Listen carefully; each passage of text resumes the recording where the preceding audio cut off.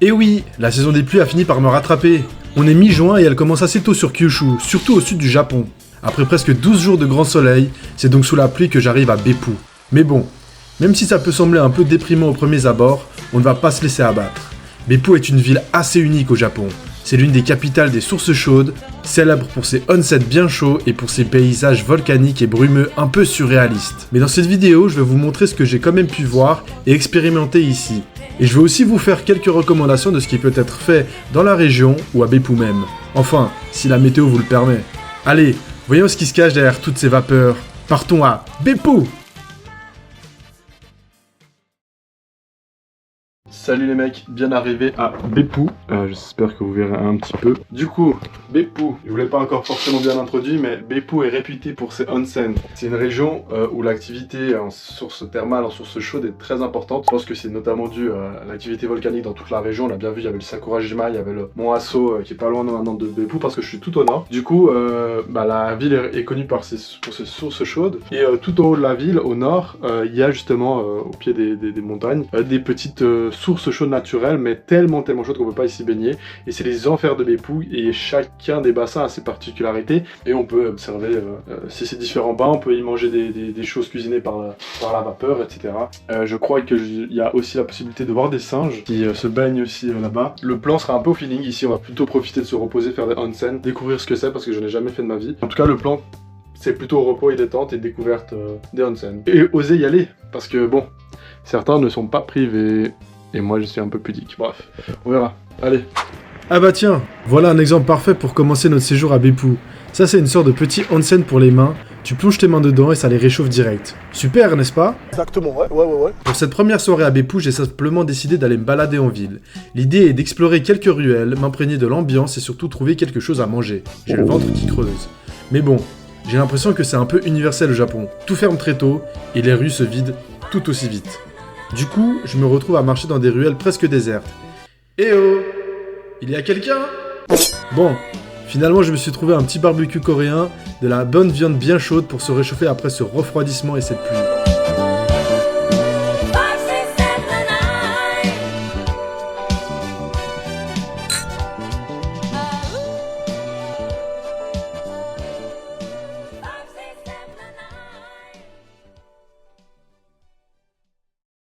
C'est sous cette pluie atroce qu'on se retrouve devant les enfers de Beppu. Il faut aller prendre le ticket là et gentiment aller visiter cet endroit assez mythique de la ville. Il pleut, c'est atroce. Avec le parapluie, bon, on va essayer de supporter, mais sous une pluie ténébreuse, on voit rien.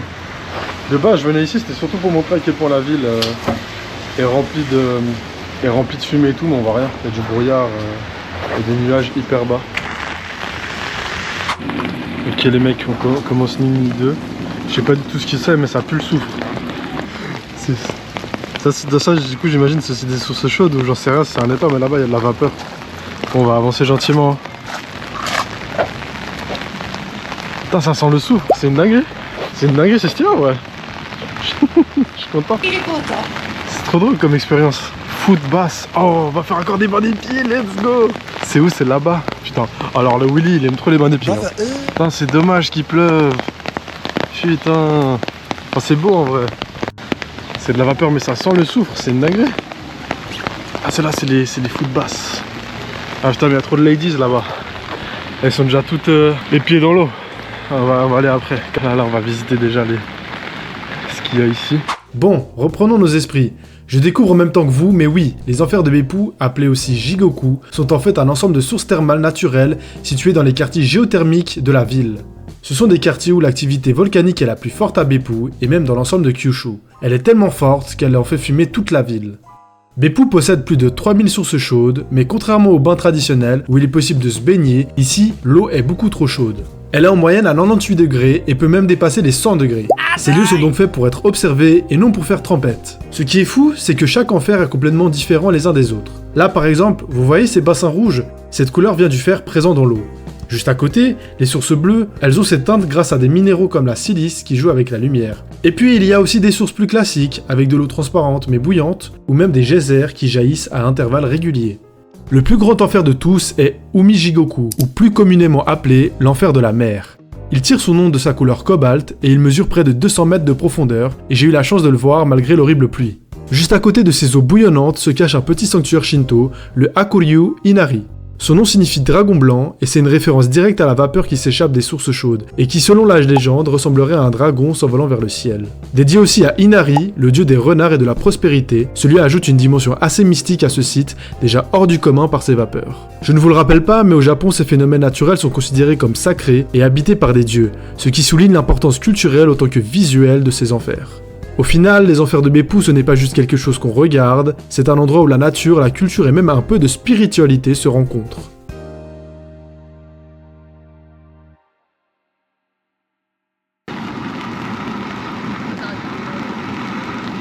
Comment je fais tout pour protéger la caméra. Voilà, hein. C'est juste de la vapeur qui pue le souffle qui sort de par terre.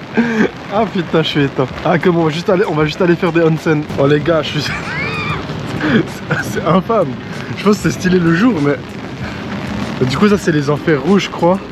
L'eau elle a une couleur bizarre à cause de la chaleur et tout. On voit rien. En fait il y a tellement de nuages, tellement de pluie et tout, on voit rien du tout.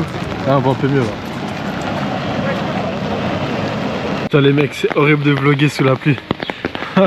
Parce que je suis trop grand pour les parapluies. Je pense que je dois investir dans un parapluie plus grand, hein. Bon les mecs, je suis désolé, hein. Là le vlog il est catastrophique. En vrai ça donne un style.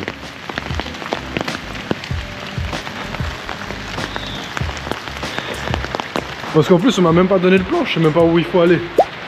C'est une dinguerie. Je sais pas où ils sont les autres sources. Vous avez rien à cul? Non. Là il y a des chaînes, c'est fermé. Là-bas c'est fermé aussi. Je suis sous maillot parce qu'on a gagné, tu connais. Bref, on va continuer. Ça là, si j'ai bien compris, ça ici, en gros c'est une sorte de geyser et ça explose toutes les 30 minutes. C'est une couleur vraiment genre grisâtre. Et c'est fou comment ça pue le soufre. Ah mais guette, il y a des câbles là. Moi, pour moi, il y a un bout qui chauffe. Ils ont mis du chlore et il chauffe.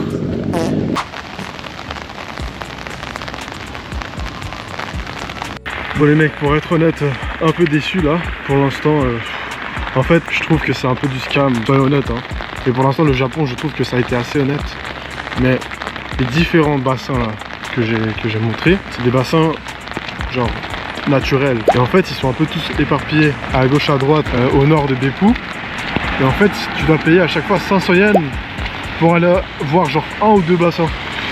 Alors que moi, je pensais de base que c'était genre un ensemble de bassins qui se trouvaient dans un même endroit qui était fermé. Mais en fait, non.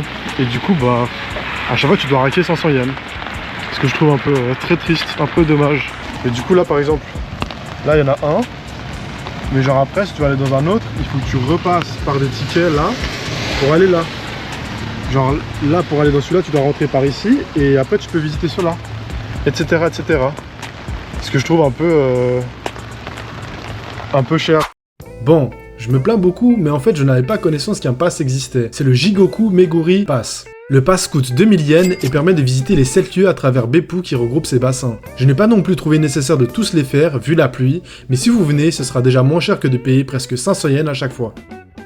Après, vous allez me dire que chaque site abrite à chaque fois les mêmes bassins. Eh bien non, ce qui rend tout de même l'expérience unique, c'est que chaque lieu propose des activités différentes et même des résidents assez spéciaux. Là, je ne m'y attendais pas, mais je suis tombé sur des alligators. Je me retrouve ici à Oniyama Jigoku et il y aurait près de 80 alligators. Oh la taille du bout. Bombardiro crocodile. Mais du coup, je comprends pas, faut que je lise pourquoi est-ce que il y a des crocodiles ici. Les bombardino crocodiles. Et j'ai entendu dire que d'autres lieux abritaient des résidents tout aussi inattendus, dont un hippopotame, des flamants roses, des chevaux miniatures et même des singes. Ces bêtes sont ici conservées car la chaleur naturelle des sources chaudes leur crée un environnement idéal. Bon, je n'aurais pas tout vu car la pluie était vraiment insupportable, mais si vous venez par une journée ensoleillée, vous pourrez très certainement croiser ces bêtes. Et même des démons. Moi, je vous avoue, j'en ai assez vu. Dans tous les cas, le temps, il est horrible. Je suis pas là pour ça, pour subir les choses. J'aurais même kiffé montrer à quel point, du coup, la ville est enfumée par la fumée, mais il y a trop de brouillard. C'est du brouillard, ou j'en sais rien si c'est de la fumée, mais je voulais montrer de base. C'est la fumée qui sort de nulle part, de la ville. Genre là, il n'y a rien de spécial. Je me pavane juste. Wesh. Oh, what? On va rentrer dedans. Eh, ça pue le soufre. Et du coup, voilà. Ça, c'est une grosse pierre. Je pense qu'ils l'ont fait de sorte à ce que ça ouais, voilà. Ouais. Bon, je pense que ça se voit que j'étais pas dans mon meilleur mood, mais c'est clairement à cause de la pluie, et surtout je commençais à avoir faim. Après mes plats pendant des heures, j'ai fait quelques recherches et j'ai trouvé que, à une dizaine de minutes de moi, il y avait un Nama Sushi, ma chaîne de sushi préférée. Ça fait beaucoup là, non? Franchement, les Japonais sont trop forts. Même une chaîne style fast food reste saine et de qualité. Je suis allé au thon, jamais goûté encore. Thon un peu fumé. On va goûter ensemble.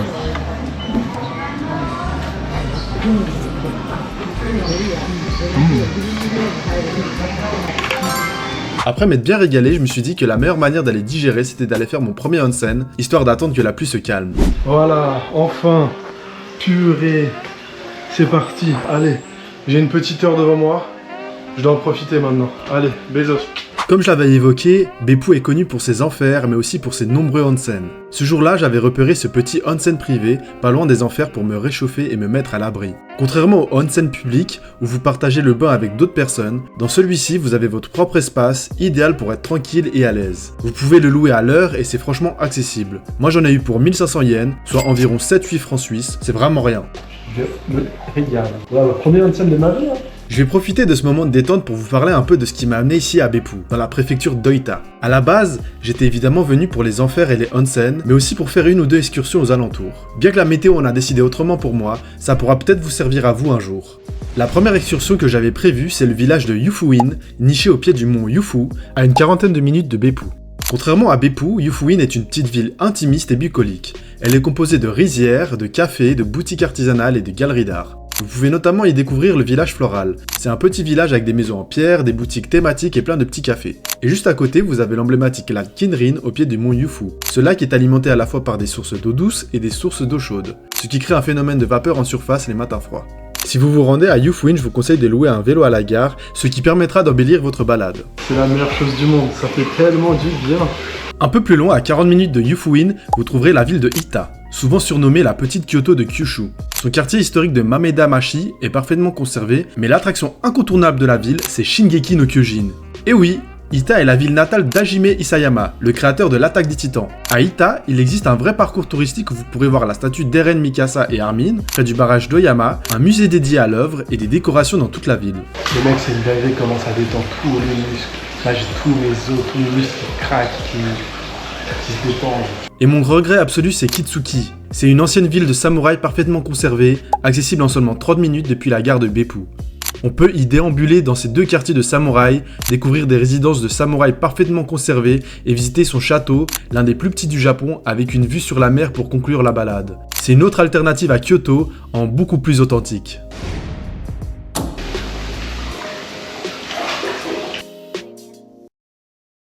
Bon les mecs, petit bain chaud effectué au petit onsen là. C'était vraiment incroyable. Je suis un peu mouillé encore. Là on va un peu de fumer derrière moi. C'est stylé.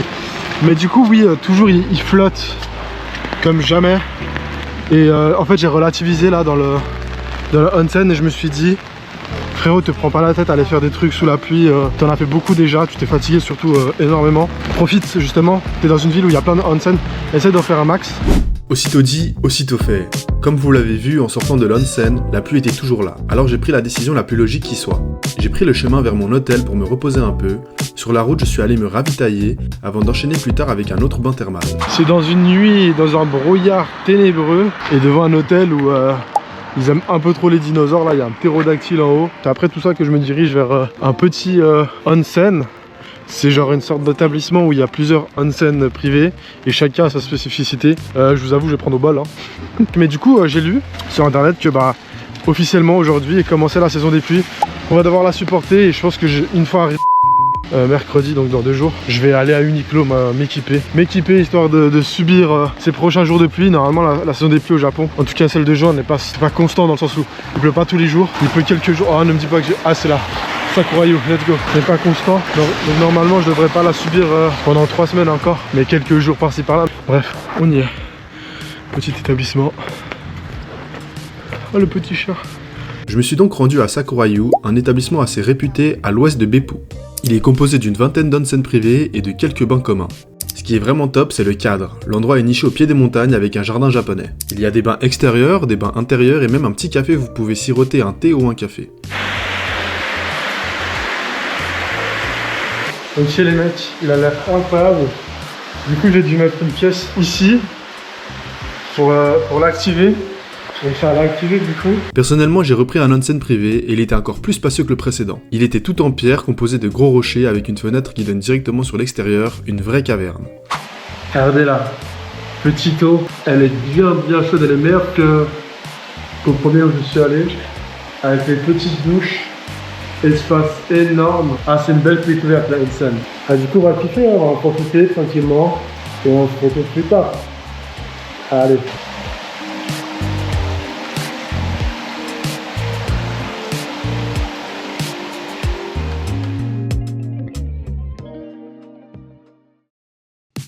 Et si tout ce que je vous ai présenté jusqu'à maintenant vous a inspiré, retrouvez l'ensemble de mes destinations sur mon tout nouveau site willyoutravel.ch. Chaque semaine, vous aurez des nouveaux contenus sur des endroits que j'ai eu la chance de découvrir depuis que je voyage. Des articles complets seront publiés pour vous aider à organiser vos futures escapades, et il y a même une carte interactive pour visualiser les adresses et les lieux dont je vous parle.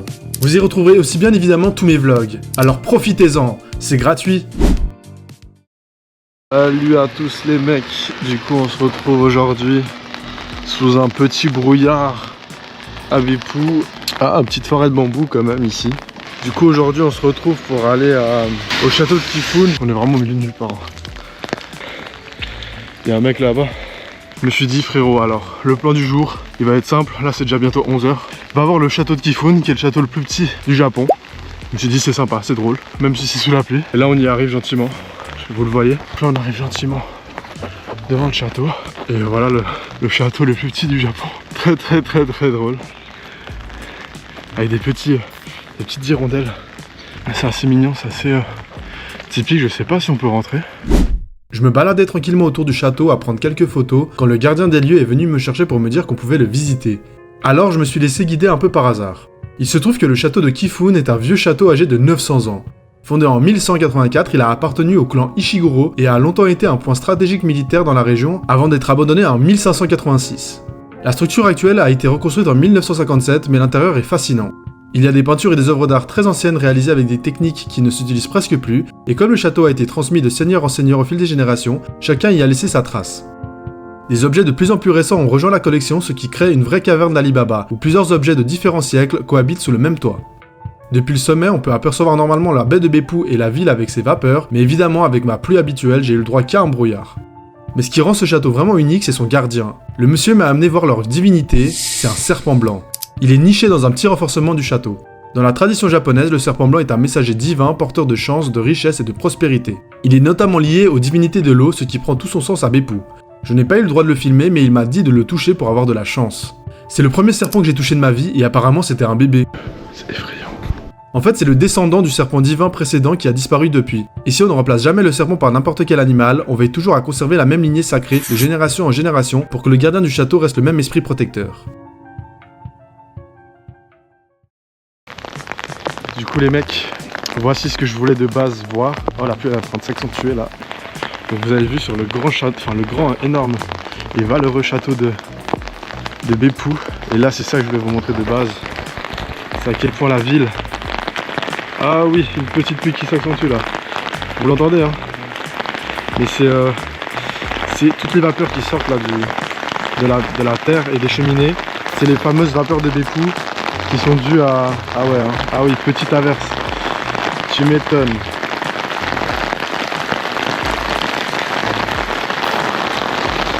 Oh là, on va aller s'abriter tout de suite.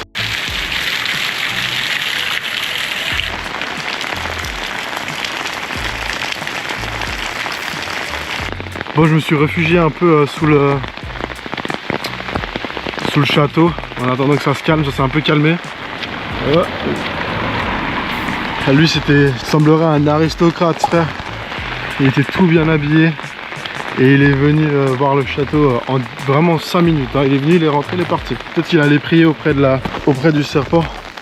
Et du coup là, on va gentiment redescendre tout ça. Très beau château, j'ai bien kiffé. C'est l'un de ceux qui va me marquer quand même parce que intéressant de voir un château si petit mais avec quand même une histoire aussi importante. Je vous tiens comme ça en contre-plongée parce que c'est la meilleure manière de, de protéger la caméra. Mon Dieu, mon Dieu, mon Dieu, mon Dieu. Comme vous pouvez le constater, la pluie s'est intensifiée au fil de la journée. La ville de Beppu est principalement desservie en bus, étant donné qu'il y a beaucoup de collines. Ce jour-là, j'ai encore eu moins de chance avec les bus, donc j'ai dû braver la pluie et marcher un peu pour rejoindre un arrêt un peu mieux desservi. Mon but était de rejoindre un spot avec vue sur Beppu, mais la pluie ne voulait vraiment pas coopérer. Et les mecs, je suis venu jusqu'ici pour avoir la vue sur... Ah, on voit un peu quand même, on voit un peu quand même. On voit un tout petit peu.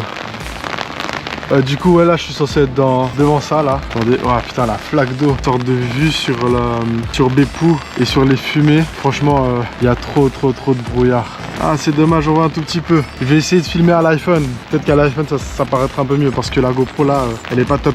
Bon, bah, Beppu aura été assez désastreux, hein, dans le sens où la pluie gâche tout. C'est l'arrivée des premières pluies aussi, hein. J'ai senti que ça s'est condensé à Kagoshima. Dernier jour complet que j'avais, j'ai eu pas mal de choses. Il faisait chaud, mais lourd et humide. Et le jour où je suis parti, il pleuvait déjà et ça se sentait que ça allait exploser, quoi. Et là, ça a explosé entre aujourd'hui et hier sur l'ensemble de l'île de Kyushu. C'est le jeu, hein. J'ai voulu venir 2 mois et j'ai voulu venir pendant la saison des pluies. Il y a moins de touristes, il y a plus de fun, il y a plus de choses à faire, c'est moins cher. Mais du coup, il faut supporter un peu. J'ai regardé la météo, normalement ça devrait aller pour les autres villes. Je pense que c'est l'île de Kyushu là qui va bien recevoir. Mais heureusement, c'est ma dernière journée ici dans l'île du Sud. Mais ouais, regardez, genre. Hop là. On voit rien du tout, c'est fini. Ah, le brouillard il est passé là. Et on est censé voir ça. Bon là c'est de nuit, hein. Mais on est censé voir ça là. Que dalle, vraiment que dalle. Et peut-être que c'est aussi un signe de la nature et de la vie qui te dit frérot, t'es à Beppu, endroit des onsen, kiffe les onsen. Ne va pas que marcher comme t'as fait à Kumamoto ou à Fukuoka et partir loin pendant des journées. Et aime le Japon traditionnel, aime le Japon, ce que t'offre le Japon, dans le sens où il t'offre la possibilité de faire ce genre d'expérience, ce genre d'activité, bah profites-en. C'est le jeu. J'ai eu les 2 jours de pluie, je les ai eu à Beppu, bah peut-être parce que c'est pour que je profite. Je pense qu'à ce moment-là, j'ai bien fait de relativiser et de ne pas me laisser abattre par la situation. Et finalement, cette balade sous la pluie m'a offert quelque chose que je voulais vraiment voir de mes propres yeux. Ce que je voulais voir, c'est à quel point les vapeurs s'échappent des sols, des maisons et de l'ensemble de la ville. Comme quoi, il faut toujours positiver. En fait, à Beppu, la vapeur géothermique ne sert pas uniquement aux onsen. Elle fait partie intégrante du quotidien des habitants. La vapeur est utilisée pour chauffer les maisons et l'eau, et dans certains quartiers, elle alimente directement des habitations ou des systèmes collectifs, ce qui en fait une énergie locale, naturelle et bien plus écologique que les énergies fossiles. La géothermie de Beppu aide aussi dans l'agriculture, en facilitant le chauffage des serres pour la production de légumes, et elle contribue même à la production d'électricité dans la région. La vapeur de Beppu, c'est une vraie manière de vivre. Et justement, l'une de ses utilisations les plus emblématiques, je m'apprête à l'expérimenter. On est arrivé au lieu du restaurant, tout en fumée. Il y a pas mal de gens et du coup en gros tu viens et tu mets ta nourriture dans les hot pots et tu attends que ça cuise et en gros après tu vas prendre ton petit ticket pour attendre parce qu'évidemment tu vas tout le temps attendre ici et tu vas prendre un menu, un plat parmi les menus ici. C'est un peu le restaurant des touristes mais bon on va le faire parce qu'il n'y a rien d'autre à faire. Mais qui est les mecs, de ce que j'ai compris du coup tu peux te prendre je veux voir l'eau du shaitan.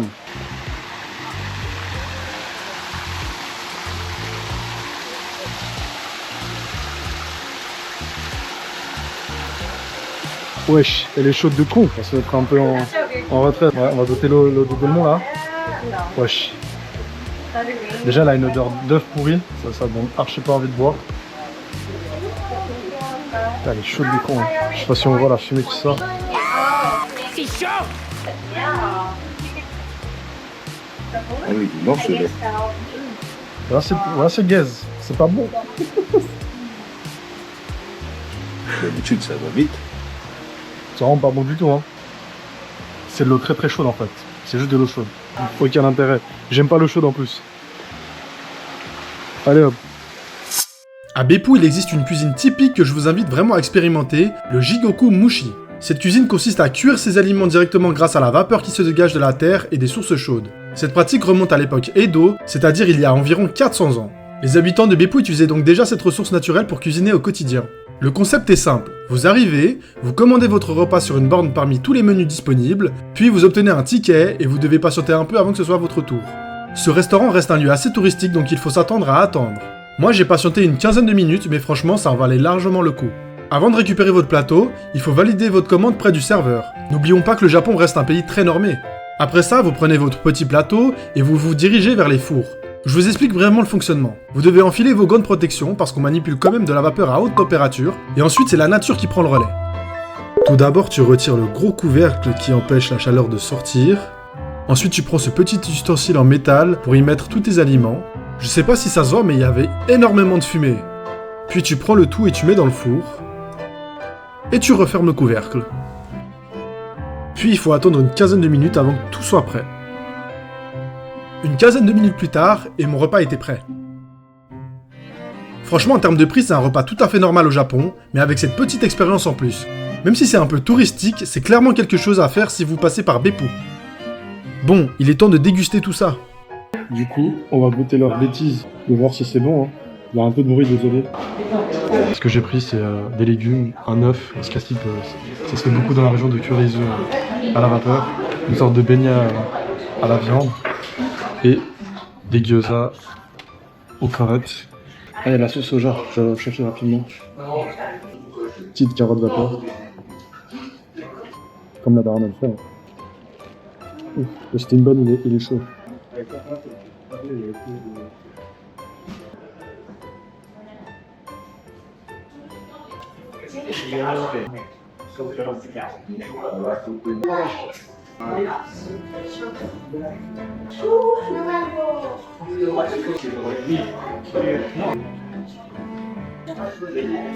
Le riz est beau.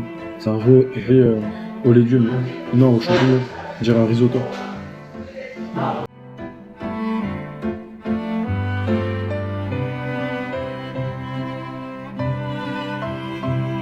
Là, on va goûter l'œuf.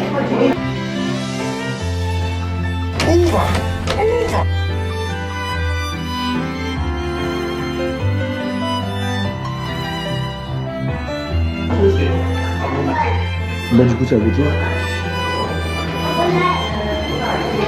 Classique.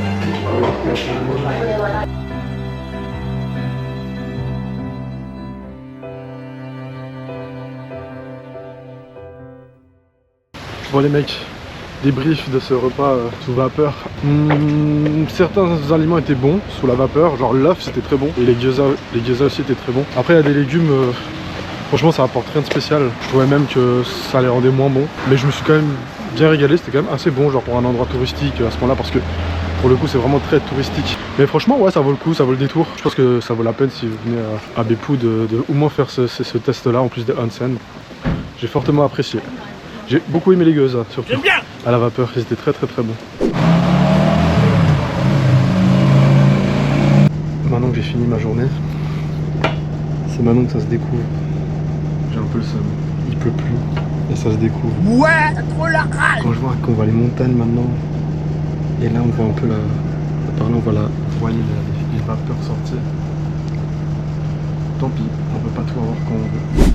Pour conclure mon séjour à Beppu et plus largement mon aventure sur l'île de Kyushu, j'ai décidé de finir en beauté. Quand on pense au Japon, on pense à tradition. Il y a une autre expérience que je me devais de faire ici à Beppu. Je me dirige donc vers cette dernière destination parce qu'une journée pluvieuse, ça appelle forcément à une nuit dans un ryokan.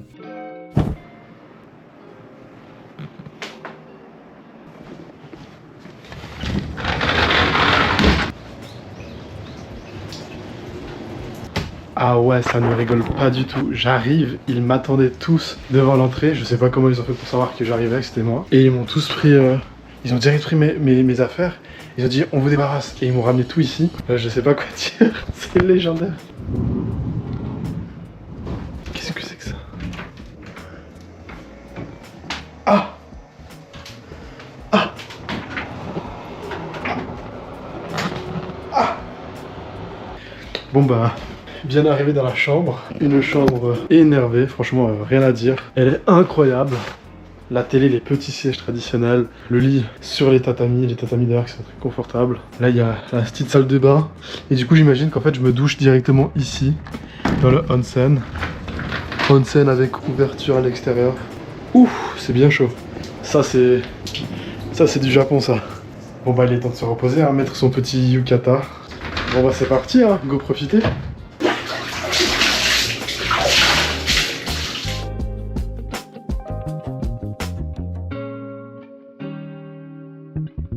few moments later. Bon les mecs, est-ce que vous me voyez? Est-ce que je suis pas trop grand?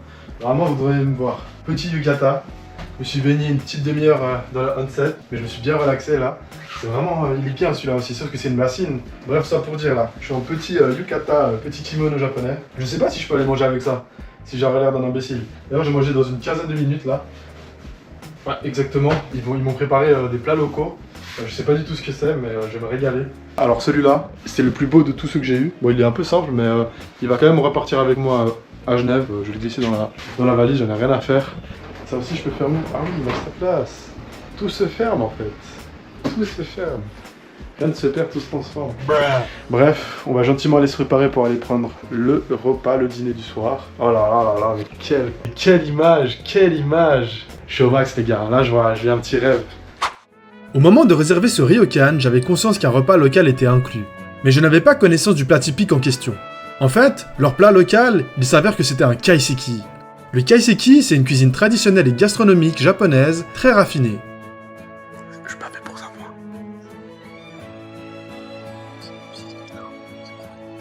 Elle est composée de plusieurs petits plats où chacun d'eux met en valeur des produits de saison. J'étais complètement bouche bée parce que j'ai enchaîné 8 plats.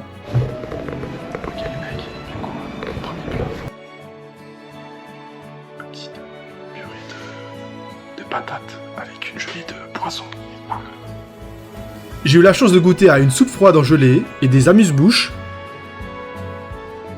mais aussi à des sashimi. J'ai également dégusté une soupe claire, mais il y avait aussi des sardines poêlées, et plus tard j'ai pu déguster des crevettes vinaigrées. Mais évidemment, le plat de résistance était le bœuf wagyu de Oita, mais quel délice!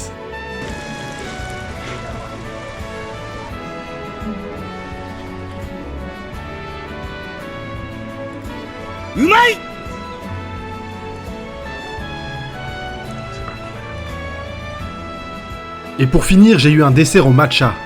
Franchement, je termine cette aventure à Beppu en apothéose. Je savais que le ryokan était de qualité, mais ce kaiseki a été une vraie surprise.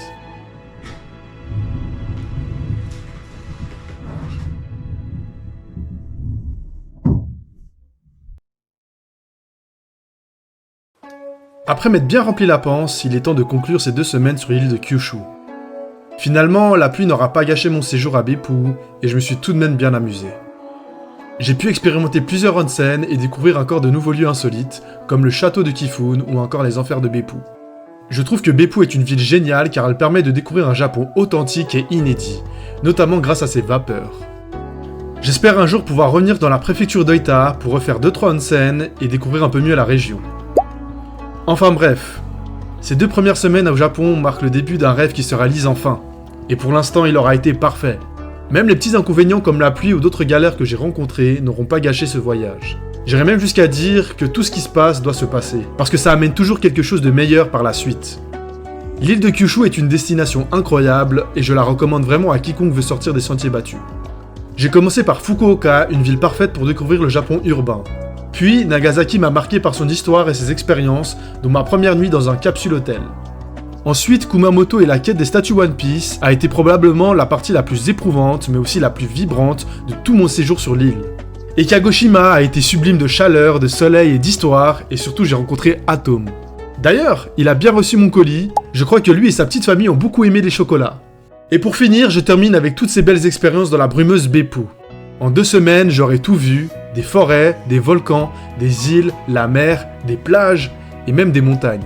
Kyushu m'a offert tellement d'expériences, de paysages et de rencontres, mais l'île a encore tellement à offrir et j'aurais voulu découvrir bien d'autres choses. Ce qui est sûr, c'est qu'un jour je reviendrai. Mais mon aventure ici au Japon ne fait que commencer, et le meilleur reste à venir.